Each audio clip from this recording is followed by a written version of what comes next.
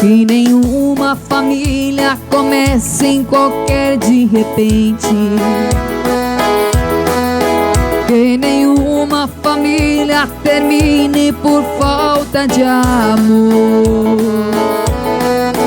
Que um casal seja um para o outro de corpo e de mente. E que nada no mundo separe um casal sonhador. Que nenhuma família se abrigue debaixo da ponte. Que ninguém interfira no lar e na vida dos dois. Que ninguém os obrigue a viver sem nenhum horizonte. Que eles vivam do ontem, do hoje em função de um depois. Que a família comece e termine sabendo onde vai.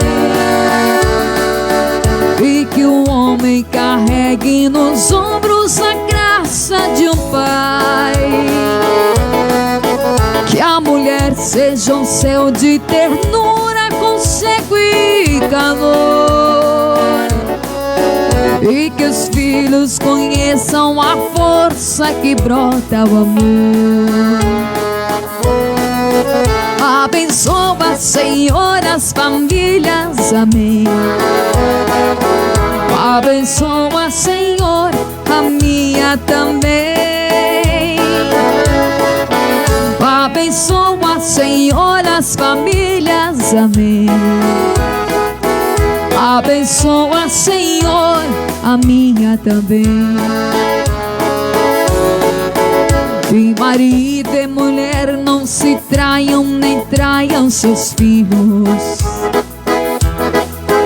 Que o ciúme não mate a certeza do amor entre os dois. Que no seu firmamento a estrela que tem maior brilho seja firme a esperança de um céu aqui mesmo e depois. Que marido e mulher tenham força de amar sem medida.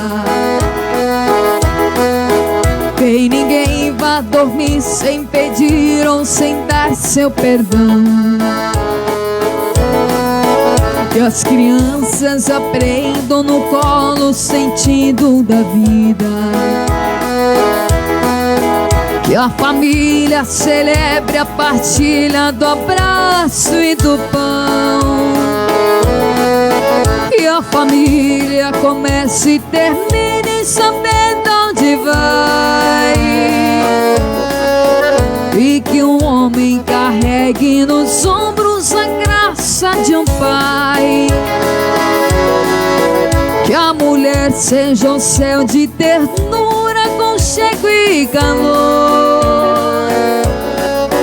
E que os filhos conheçam a força que brota o amor.